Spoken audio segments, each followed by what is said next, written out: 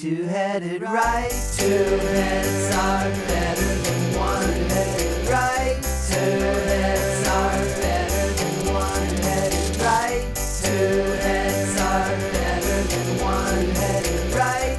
Two heads are better than one. Hello, welcome back to our channel. My name is Evalyn. My name is Monty. And together we are the Two-Headed Writer. We are a father-daughter team from Stillwater, Oklahoma. Although I am currently here at the University of Iowa studying English and creative writing. And every week we get together to update one another on our writing progress. And we'd like to share that with you, our treasured viewer. You know who I'm talking to. So, Evalyn, Yes. Last we spoke, I think that you were trying to work on a short story and you had too many words. And word limit was 1,000 and you got it down to 997. Ooh, you took 2 extra words out since the last time we talked. I put it in my spell check, grammar check software, and it was like, 2 of these words can be hyphenated words. It's like, cool. So you at one point had 200 and some extra words. Yeah. And so you went through quite an editing process to whittle that down. And my question to you is, do you feel like the story is much improved? I actually do feel like the story is much improved. It's in several sections that are like moments. The prompt was an accumulation of moments. That's as specific as we got. So I had a bunch of short scenes. Some were longer than others. When I had 200 over, that was my first draft, my roughest. I'd typed it up and I'd edited a little bit when I typed it up. That was about it. As you said, I had 200 words extra. I got it down to about 100 words extra in my first pass through because I took out 2 sections. They explained how the characters met, but I decided you didn't need to see that. It wasn't super relevant to the rest of the story. So then from there, it was mostly line edits, polishing, making sure everything made sense and flowed well. I got down to 40 extra words, and then I just went through and just cut as many extraneous words as I could. Yeah. Hey, that's a lesson from improv. That's one of the things that beginning improv students want to do with a scene is they want to walk up and say, "Hi, my name is Fred. My name is Sally. What do you do, Sally? I work in IT. Oh, well, I'm a janitor. I know nothing about IT. Okay, bye." They want to have the 2 characters meet. They try to teach that out of you and they'd say, no, it's not interesting. You have to walk on and assume you already know that person and work out what your relationship is. So you'd walk up and say, "Have you done your homework yet, little girl?" "No, Daddy, I haven't done it yet." So now we know the relationship, father and daughter, and you go from there. So you just sort of walk on assuming, and neither person knows what that relationship is until somebody speaks and you figure it out. But you cannot start by not knowing each other. You have to start in the middle of a relationship or it's not interesting. The whole point to the story is how this one character sparks change and realization in the other character's life.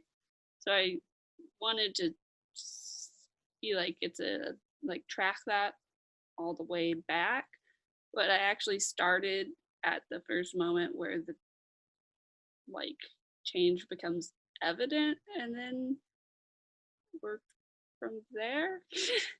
Yeah, that makes sense, because I imagine, and I haven't had a chance to read this yet. Yeah. But I imagine that the reader will not necessarily know that's what it's about just because it's already happening, right? They're going to see that pattern repeat, in each of the encounters that the two characters have, and they're gonna, oh, I see what this is about. So it's not like giving anything away to start there, right? And you're starting where it's actually interesting. Yeah. When I did change that starting point, I was like, oh, great, this doesn't sound as much like a beginning as the previous. So, like, that was one of the last parts I fixed, was the very beginning, because, like, how Make do it I sound more like an opening. introduce the characters, make it sound like an opening, establish their relationship, but also, like, what's happening in the scene. And yeah, it was a lot. Layering, right? We call that layering because you're doing the little piece of writing that you're doing has to carry so much information and do so many different jobs all at once. And we can really shorten something by saying, well, I could probably accomplish two things with this paragraph instead of just one. So previously, we had mentioned that we've been reworking our very first chapter. He had given me a new concept. I'd read it, but I hadn't had a chance to put in detailed notes on things that I didn't like. So this past week, I finally got that done, and he has already addressed those notes and also did chapter 2 And 3. and 3. Oh my gosh. You give me a green flag and I'm going to go with it. Chapter 1 is the most fiddly, right? Because it's the opening chapter and it has a lot of change to it, but it leads nicely into chapter 2, which leads even more nicely into chapter 3. And I think there's a little patch in chapter 4 that's going to need to be fixed, but I feel like there's not a whole lot to change based on this new approach. You know, I think a couple of back and forths, and we'll have this draft ready to maybe let somebody read and get some feedback that way. I might have people. Yeah, your friends can read it. I can ask them. You can ask them. That's right, because are we going to do an episode from together? Yeah, totally. That would be our next episode. Yeah, so our next episode, Evelyn and I will be in the same room in Iowa because I'm coming up to visit her. So is her mom, and so is her grandma. All coming up for fall break. So the only other thing that I could think to add to this episode or include in this episode would be if you want to look at the file and like discuss one or two comments back and forth. So we decided to open up our document and look at a couple comments and just have a conversation and share how we collaborate when we're working together. So Still don't like this beginning. you still don't like the beginning? No, I don't. It just okay. So the orange-furred rodent stood on its hind legs and worked its mouth as if trying to speak. It made a growly sound resembling the words "piney moon hat," and little arms up, begging to be lifted. That's super too in media res for me, I think. And then also, I don't know, I feel like it's just more confusing than hooky. If I'm going to open it with like Macy sees this creature that's unreal and she's reacting to it, it's going to be very in media res. I mean, I don't know how to not make Yeah, it happen. I just feel like maybe integrate more of her. Integrate more of her. No, the first thing isn't Macy. The first thing is this orange-furred rodent, and it does some stuff, and that's its own separate paragraph, and then we get Macy. Okay. Well, what if I just switch the two paragraphs and then edit to smooth it out?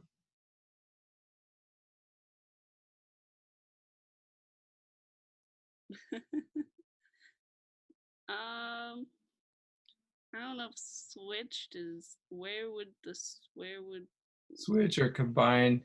Maybe start with Macy Abbott felt an eerie tingle dance across her scalp as she looked at the rodent that was reaching up and speaking to her, blah, blah, blah.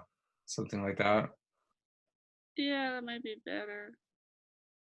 And then there's Popsicle Orange, Oh my gosh. which you don't like Popsicle Orange, but here's my argument for it. And then I also came up with some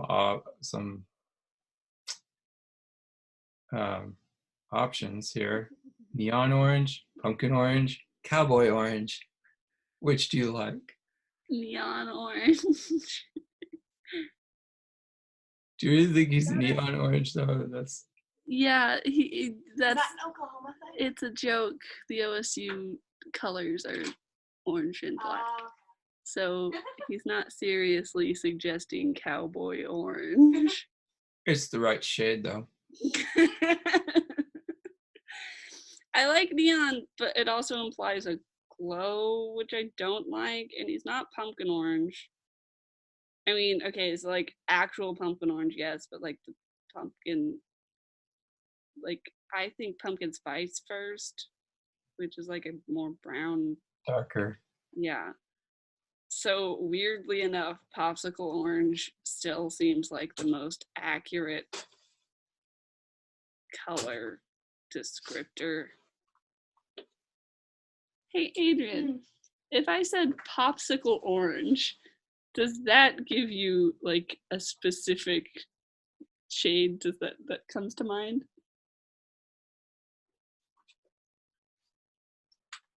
Kind of like this. Can I?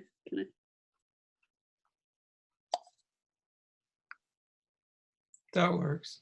Okay, cool.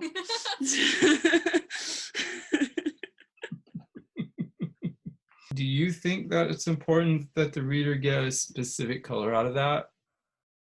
I mean, even just, I don't know, it's hard with comparisons.